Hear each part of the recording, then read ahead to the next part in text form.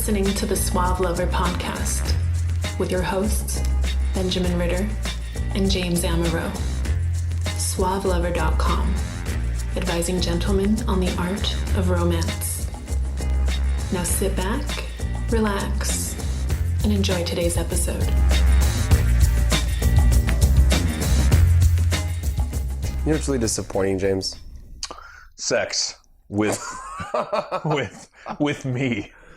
Really disappointing to have sex with me. Trust me on this one. Well, women may agree if it was completely a casual encounter. Do you know that over 30,000 students, college students, Have had disappointing sex with me. I'm sorry.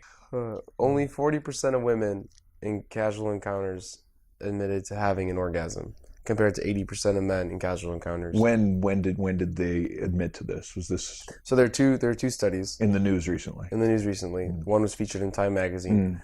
The study from the Kinsey Institute. They surveyed 600 female college students, and they were half as likely to have an orgasm if it was from a casual sexual encounter compared to being in a relationship. And then there was one from New York University that surveyed 24,000 college students over a 5-year period. Yeah. So I guess they didn't graduate. So these are the dumb girls. from 21 different universities. And 40% of women claim to have an orgasm during a casual encounter compared to 80% of men, compared to 75% of women that claim to have an orgasm in a committed relationship. So let me not but yeah, but the explanatory variable there appears to be whether or not you're in a relationship. Appears to be. But what exactly are they talking about? They're talking about having an orgasm, right?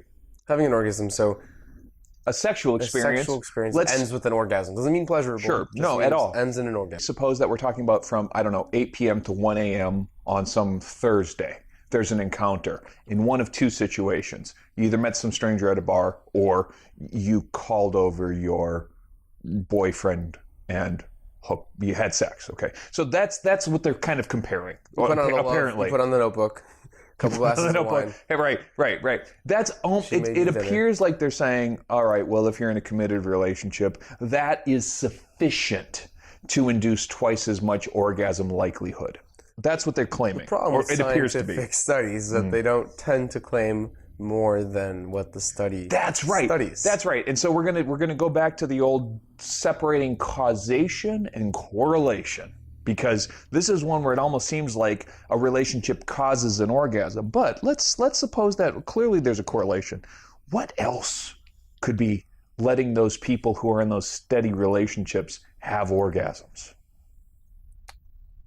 The person they're cheating with? They're getting more enthusiastic consent from? Well, having a good lover is more likely to induce an orgasm than having a shitty lover. There we go. Okay. Yes. So that's probably a very parsimonious explanation. Let's say good lover could be one part of this. So what would make a good lover then? Right. Maybe someone who's attentive to her needs. By the way, will you go down on a girl casually? Well, yeah, I was going to say that actually. You beat me to it. I will not go down on a girl casually.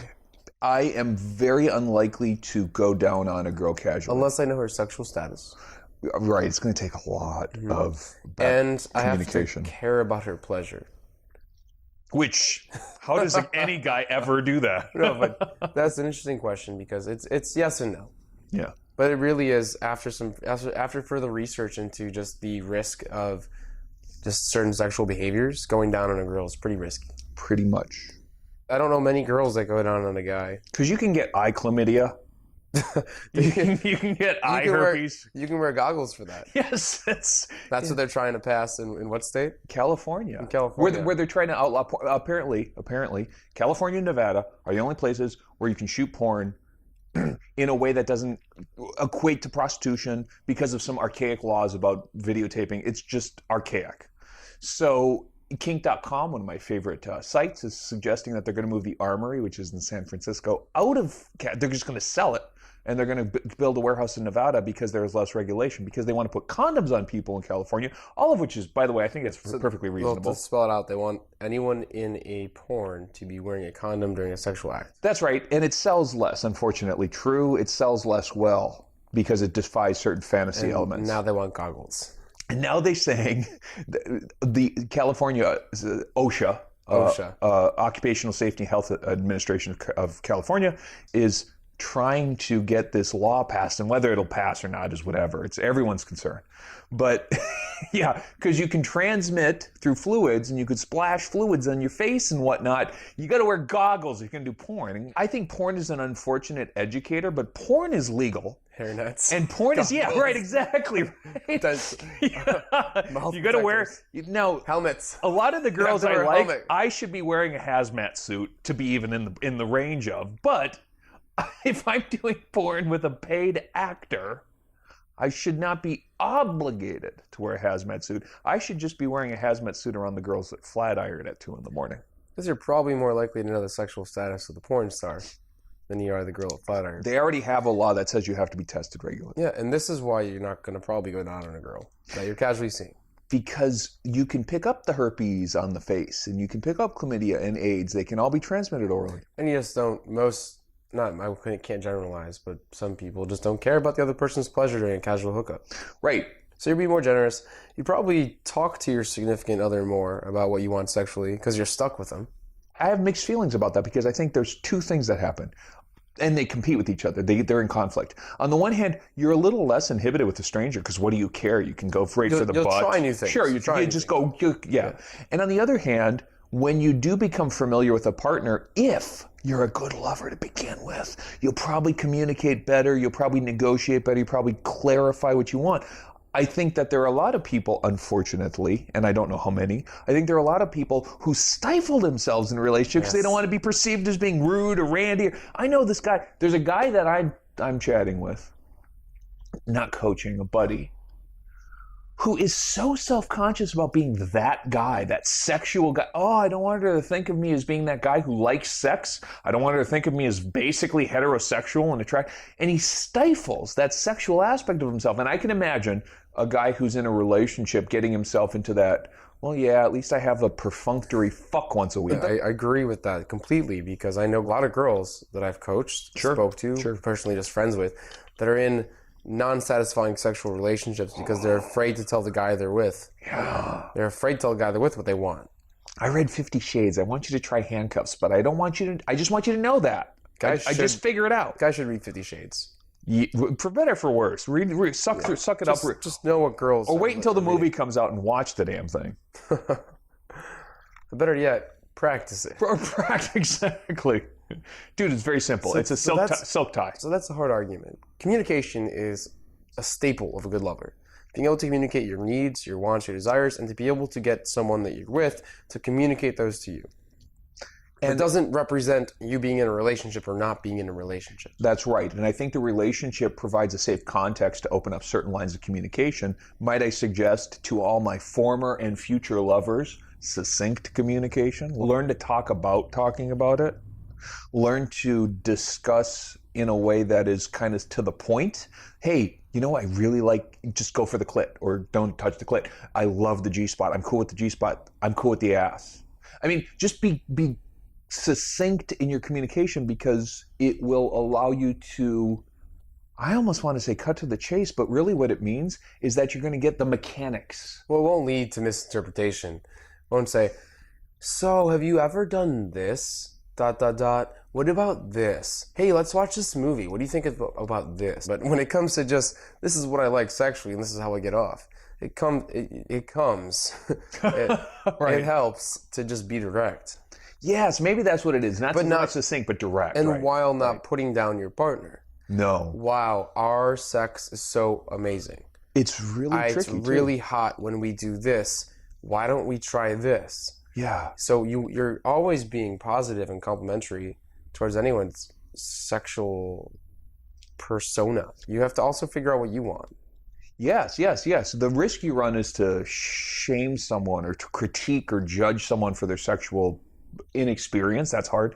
Or for their sexual proclivities. I mean, if they're not into what you're into, maybe you shouldn't be in a relationship with them after 6 fucking dates.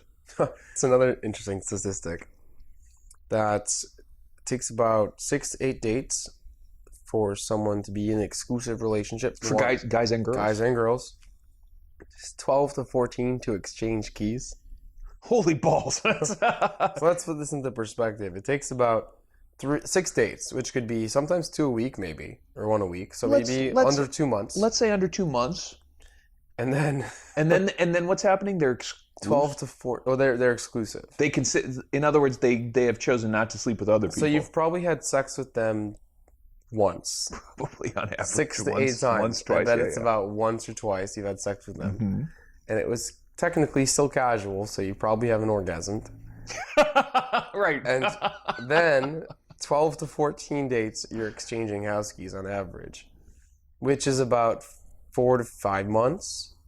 Yeah, that sounds about right. So you maybe had sex handful of times. Yeah. Hopefully you've come. And then it was even more interesting to see that men can admit they're falling for someone on average within 3 dates. Wow, okay, wow. Most likely because they're coming 80% of the time.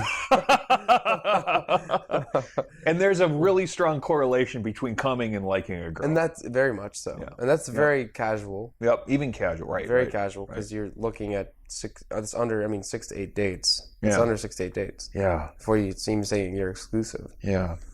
And then women aren't confident until the 14th date. So they get the key and they move in. They get the key, they move in, and then they decide if they like the guy. Because they may be... No, because you know what? You think about it, though, they may be actually reaching orgasm then with their partner. Again, if we can separate out whether it's a relationship or whether it's communication or good loverness, should we just say good loverness? If you are able to find a person who helps you get off. I hate saying get you off. It's just... Well, I don't get someone off. They get themselves off through me. And you're hopefully really facilitating it. I'm just an interactive dildo. Yeah, right. With varying speeds. Right. I don't need batteries. I do need to be recharged, though. Right. I'm waterproof. You can hold me with both hands, with one hand. You don't even need to use hands with me. I have different functions. I can use my mouth. You know, it's like, I'm a really good dildo. Oh my God. That can also buy you dinner. The Essentials by Benjamin Ritter is your concise manual for life improvement and success with women. The Essentials has been called a straight-to-the-point lesson in the lost art of being a man. Packed with insights, this book will transform the way you think about dating and relationships. Get your copy of The Essentials by Benjamin Ritter at Amazon.com or in select bookstores today. And so there's one more aspect of this I think we're missing, and that would just be performance anxiety, confidence, insecurities.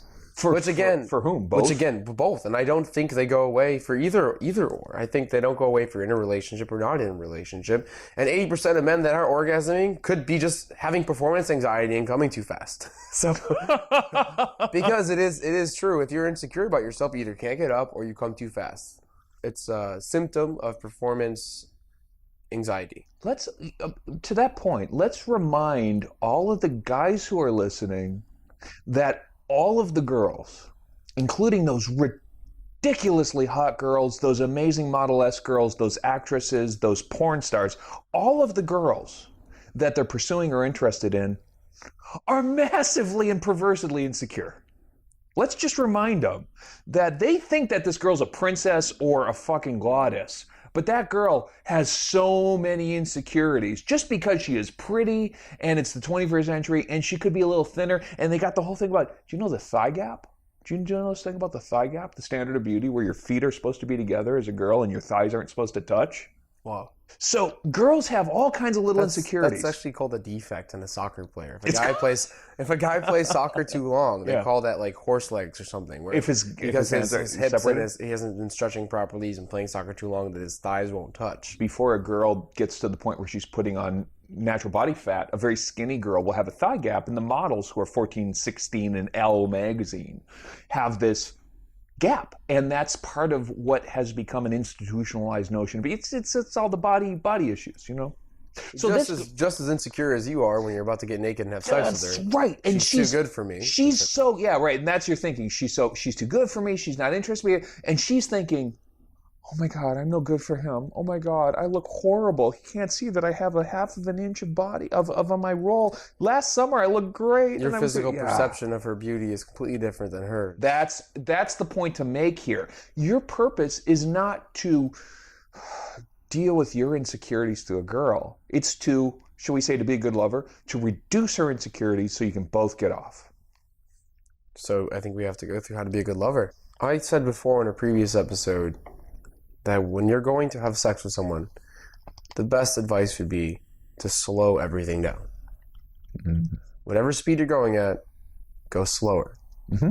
Your touch, your kiss, the way you look, how you talk, how you move, how you undress. Everything can become more sensual and more sexual if you slow things down. Let me ask, why would you do that? Why would you slow down? Because like porn, come on, it's just as porn is fast, it's banging. And you know that when you get off. You're probably not slowly stroking yourself if you go into the shower. I mean, there's something, so there's a reason that you're doing that. Why are you suggesting that? A good lover isn't trying to orgasm. A good lover is trying to enjoy the moment. Trying to climax. They're trying to get up to the plateauing, right. And the only way to do that is to incrementally move up slowly. And you also, by slowing things down, get to experience every part of your partner. So you're not just kissing the lips, kissing the vagina, and then inserting, and then coming. You are going all around the body. You're kissing the arms, the shoulders, the chest, the stomach. This may be the only time you have sex with this person. Experience every part of their body. Even if they're just a casual encounter, you need to fully experience the person that you're going to have sex with. And you have to also know, let's say, James, you enjoy kinky sex. Mm-hmm. So you enjoy a person completely in a different way. In a different way. So how would you go about having a casual encounter? A lot of pre-negotiation, a lot of consent stuff. Because if I am going to do this is communication. Right. But this is. But let's talk about speed. How are you fast? Are you slow? Yeah. Do you connect with what I'm trying to say? Sure. Oh yeah, yeah. And a big part of a kinky, like a domination scene, should we say, very simple domination submission, like a bondage scene, would involve erotic teasing. Every single sexual education article that I've ever written, is written and read has teasing. It's teasing. And the teasing building is because, whether as a guy or as a girl, when you release and you release hard, I mean, you actually really release hard, you're done. And you're not trying to finish, especially as a guy. I mean, just organically, the post-coital triste, the depression that sets in, the emptiness, as they call it, the little death in French, they call it petite mort, this experience of, I'm so done. Quit touching me. That feeling. Yeah. You're not trying to race there. You're going to get there. And you shouldn't want to race there. Or you're eventually going to get there, or you're not going to get there today, or whatever. The whole point of the experience is, like you said, is to savor. What's really hot about a domination scene is, you're mine. I get to do whatever I want. Right now I want to pinch your nipple. Right now I want to bite your neck. Right now I want to slap your ass. It's like you have a plaything. You don't sit there with your new whatever, your new car, your new and then just crash it into the wall as quick as possible. Throw it on the ground. You just are like, wow, this is a shiny object. I get to be mine for a while. You relish that moment. Yeah. Because it's not permanent. Because all of this is fleeting. And so you can get into if you're like me, you're letting the dopamine kick in, you're letting the adrenaline rush, you're feeling the chill up the spine, you're letting all these sensory experiences become sensual. In other words, your senses have all these things and you're experiencing them with a girl. Nerve endings respond. Oh, wickedly alive. The slower you go. Not the harder you go. No, right. Then they become desensitized. Yes. On the contrary. You will numb your nerve endings the harder you go. Right. How to Start a Kinky Relationship by James Amaro is the definitive guide to successful alternative romantic relationships. The book has been called 50 Shades of Grey for real people. Educational, informative, and irreverent, this book has something to offer anyone who is curious and sexually adventurous. Get your copy of How to Start a Kinky Relationship by James Amaro at Amazon.com or in select bookstores today.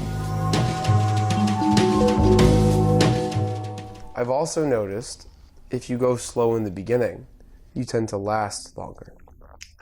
There's a thing about a generous lover, a guy who's giving versus rich, and it seems to me that a lot of guys who are not very generous lovers, who are short or not very considerate or whatever, more than anything, it's not that they're generous or not, it's that they just happen to get off quick. They don't know either what they're doing or they don't care. There's plenty of guys, I'm sure, who don't care. And if you know you get off quick, don't insert it right away. Use your fingers, use your hands. There you have use it. Your body, you know. If you're self-aware to know that it takes you 5 minutes or less of banging to...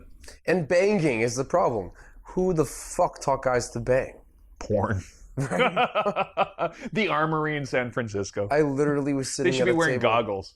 and I had girls being like, this guy is total jackhammer rabbit. And I was like, huh? And she was seeing this guy that all he did was rabbit. And she meant pounding away incessantly, and then he came. It was just like, if a girl's going to call you a jackhammer or a rabbit and just laugh at you, and everyone else is going to laugh at you, what are you doing? Like sensual, grinding, massaging, slow. There's a time and place for speed. There's a time and place for variety within a sexual experience. The foundation of your sexual movement is slow, sensual, grinding, using the top of your body to hit the clitoris. That's right. You know, it's to get the nerve endings activated, not to just pound away until you come. And to give it a kinky context, there's a way of being sensual, sensuous, and still extremely controlling, extremely aggressive. So there's a difference between having sweet, gentle love Hold making. her arms back. There's ways that, yes. Pull her hair. A good bondage scene involves absolutely no genital contact. A good bondage scene is about control. It's about teasing. It's about frustration, which is extremely hot in a kinky sense. And there's a lot of aggression. There's a lot of control there. In my case, I like to fuck as the climax to this scene, but let us not say that we are doing soft filter Emmanuel sweet. That's not what we're suggesting here. We're saying consume this experience, but lead up to it. Lead up to the experience that you're having. You can create your own foreplay. Yes. You should create your own foreplay. Tease yourself. I had a friend say, man, I haven't been having a lot of sexual experiences, but the ones I've had have just been coming so quickly. There are steps to sex. It's not just penetration. Penetration is not just sex. One, his issue is that. Two, his issue was he hasn't trained himself to have sex. Okay. So, for example, masturbation for 20 minutes. So that you can hang in there. So you can hang in there. Right. He wasn't being a good lover. He was nervous about his sexual experience. He wasn't very sexual experienced. He wasn't communicating this. He wasn't acting. Because he knew his weaknesses, but he didn't care. He wanted to come. Yeah. Yeah. Yeah. There's a reason why 40% of women don't come during a casual encounter and only 75% do in a committed relationship. Do you suppose that in those casual encounters that they have 40 minutes of foreplay? Right. I want to comment on that 75% of women in a committed relationship that have admitted to having an orgasm or claimed. 100% of those women probably lied once or twice about having an orgasm. Why? Because an orgasm is not something achieved by your sexual prowess. It's achieved through the woman's ability to have an orgasm. And she doesn't want to hurt your feelings, and so she'll lie and cover up. That's the reason she'll lie, as opposed to not have an orgasm. And that's why you have to communicate with your partner. casual or not. Because if you don't care, you're not offended. Actually, the better way to say it is your ego isn't hurt if you haven't got some kind of magic dick. How do you talk to a woman before you have sex with her? What do you talk? Well, you negotiate, correct? I mean, I'm trying to say a funny thing like we don't talk or stick the gag in, but no, the truth is there's a lot of talk ahead of time. There's actually a lot of buildup. If I'm going to do anything rough, especially if I'm with someone who isn't kink scene, hasn't done this before, I'm like, these are the kind of things that get me off. If you don't want to try these things, and the kind of sex that really gets me off is not mere copulation, and it's not very safe. So I need to find out if the girl is, and that's why I look for screening indicators, right? That's why I screen for girls who are probably compatible. But then we talk. Because just because she has a couple of tattoos on her clavicle does not mean that she wants to be donkey punched in the back of the head. And mere copulation sex, you mentioned, it's not enjoyable sex. Even and for, so that's what's even interesting. for vanilla people. And that's what's interesting. When I'm about to have sex, I prepare the person I'm going to have sex with by discussing sex beforehand. Not by negotiation, but by flirtation. And flirtation, a little bit of fantasy, a little bit of what ifs. Right. But it's not explicit. I have explicitly asked girls I know what gets you off in a normal setting at a bar. That's right. You know, and you know what? Because that's fucking conversation if you're a sexual person. And I think kinky people have almost got this unwarranted self-importance that comes from the fact that we have a term for it, negotiating, that allows us to explicitly explain to each other what our limits are. A lot of this can be done, like you said, through normal conversation and flirtation. Because if you can get a sense as to what turns someone, like if a girl is really turned on by the idea of getting eaten out, the only thing I suggest, make sure you got a dental dam handy. And by the way, do have one and do use one. Most people don't. I bet you most don't. Casual sexual encounter, use a dental dam. You can actually cut a condom to make it into a dental dam. So if it's like what really turns her on is the idea of having a guy eat her out, and you find out, I mean, what if I just look just gently around the edge there? And you know how many people are turned off by dental dams, though? The thought of them? The very thought of them turns them off. I bet there are a lot of people who are turned off by them. I wonder how many guys do you know that you wear a condom when they get hit? I can't imagine. And I bet that a lot of guys are turned on by the idea of open wounds on their genitals, but they don't think about it that far ahead of time.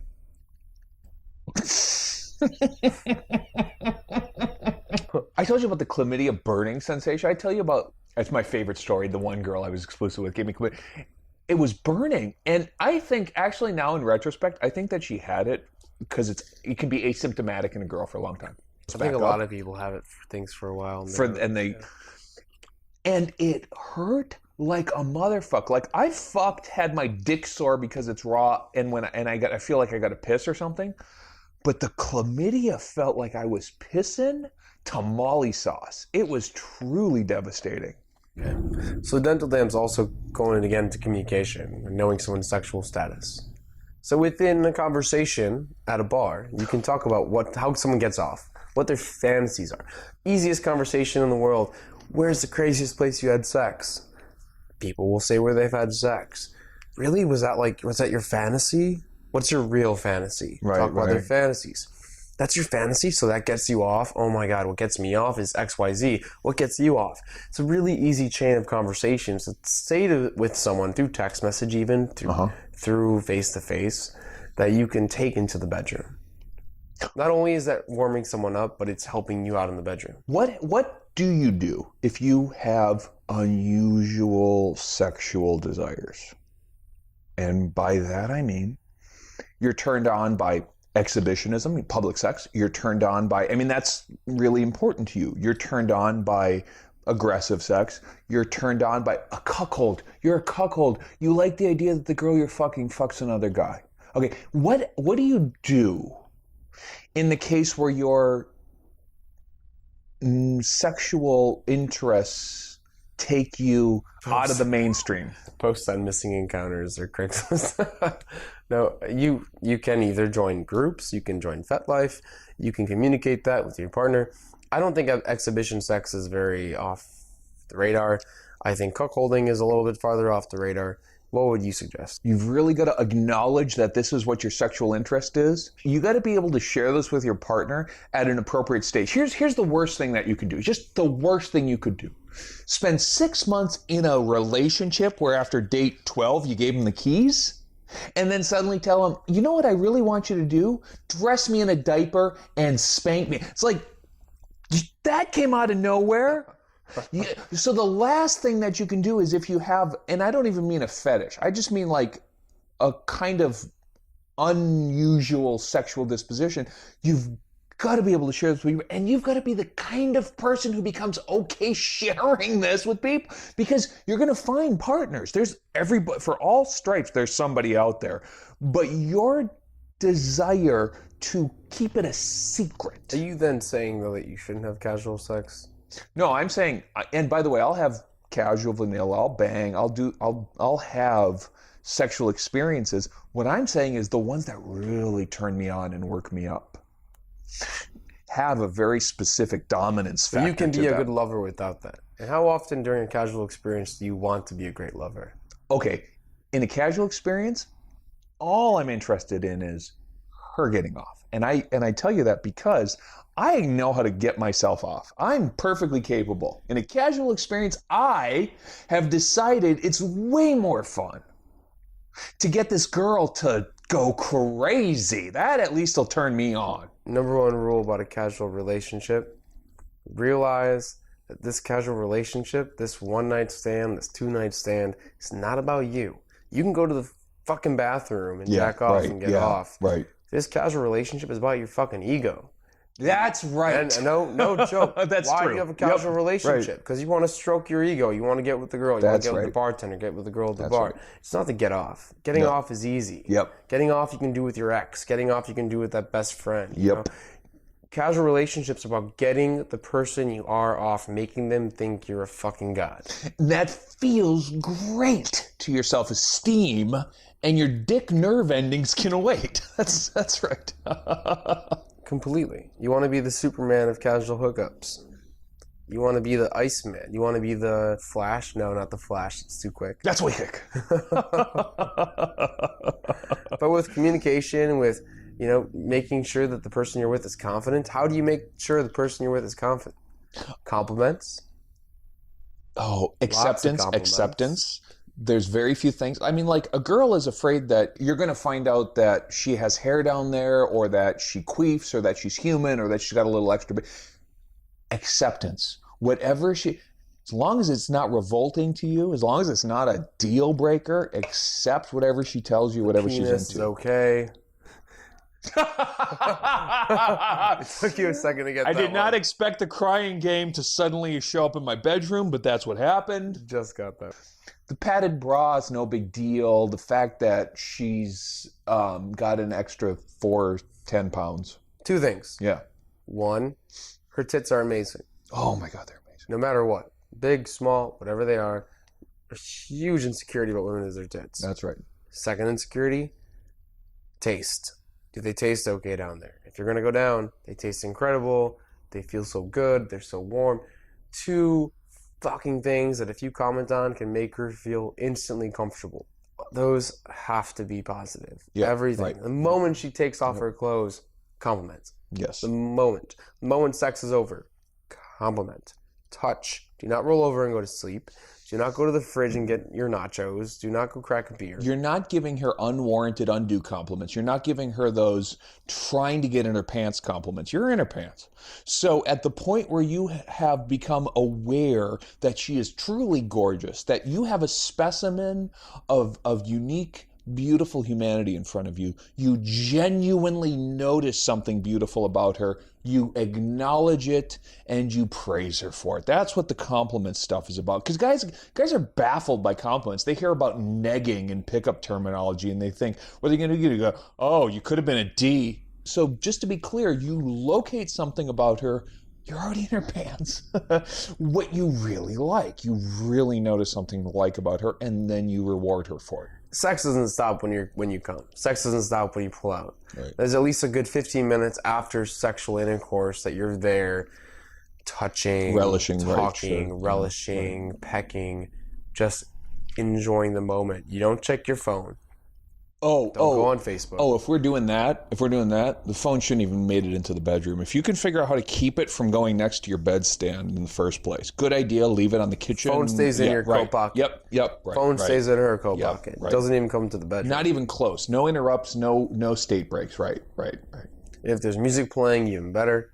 The light should be down. If you have a light to the bottom right, I think, of the bed, more likely to induce orgasm because it activates a certain part of the brain. Cool. So if it activates the left side of the brain, it activates the emotional centers. Is that what it was? Boy, I'm hoping that applies for infrared camera lights because I got those all over the bed. The teddy bear cam. Not as inconspicuous as you think. Yeah. But no, it was one side of the bed. Mood lighting, music. So you're in this really great state. You just had sex. You have music on. The lights are low. Yeah. You do not check your phone. You stay in state. Stay in state is the best way to say it. Yeah. Stroke, kiss, peck. After those 15 minutes, if you want her to go, it's time to leave. How do you tell a girl to leave?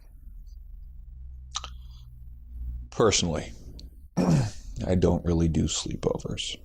That's the phrase that I use. I don't really do sleepovers. And by the way, having slept next to, adjacent for the same girl for 9 years, I really don't do strange people sleepovers. I have to get up in the morning.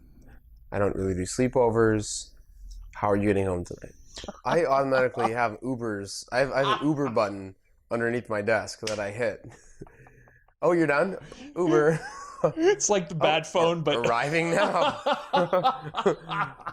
I don't think that I will pay for sex. That doesn't seem in character to me, but I will make sure that she has cab fare. I mean, I will do that. Whether I have an Uber button or not, I may have to actually make a phone call, but I will make sure that she gets home safe. And if she's in the neighborhood, which most of the casuals are, because I seem to be in the most promiscuous neighborhood in Chicago, I'll walk her to her door. I'll walk her to her door. I have no problem making sure that the person that I just had this incredible experience with is safe and taken care of, even if I'm not suddenly her boyfriend, even if I'm not suddenly her companion. And that goes into the fact that you are just a good guy. Like you will take care of her even though it's a casual relationship. You're not there just to get your dick wet. Right. You're there to actually enjoy the moment, enjoy the person. You've obviously felt enough about this girl to have sex with her. Yeah. I understand that you sometimes bring home girls that you don't have any interest in because you want to just have sex. But that doesn't make you probably won't be a good lover in that instance. Yeah, don't be shitty to her suddenly, right? Yeah. Yeah. You're practicing for being the awesome guy for the next girl or your eventual wife / soulmate / convenient concubine. Ego trip. Take it. Right. You want her to want to cast your penis and take it home with her and call you every night that she gets drunk because she wants a casual hookup. Yep. That's what it should be. Right. Because those 75% of women that are claiming to have orgasms in committed relationships, we know that there's the 25% because they uncommunicated, they got bad lovers, whatever. And when you become more familiar with someone, a lot of the communication has been done tacitly. And all we're suggesting is make it more explicit, make it a lot more upfront, and you'll make yourself a much better lover. And your ego will inflate itself to the point where you won't be able to walk in the fucking door because your head will be so big. There is a site now that it rates men. Did you hear about this? No. My friend messaged me about this. It's a site where women can go on and basically rate men sexually. Good and bad. It's an app. Well, I would rather be on that than don'tdatehimgirl.com. Is that a site? Yes. Are you on that site? I think I might be. Well, we're not talking about dating. Luckily. No, thank God. You have been listening to the Suave Lover podcast. Visit suavelover.com to become the kind of man that women crave.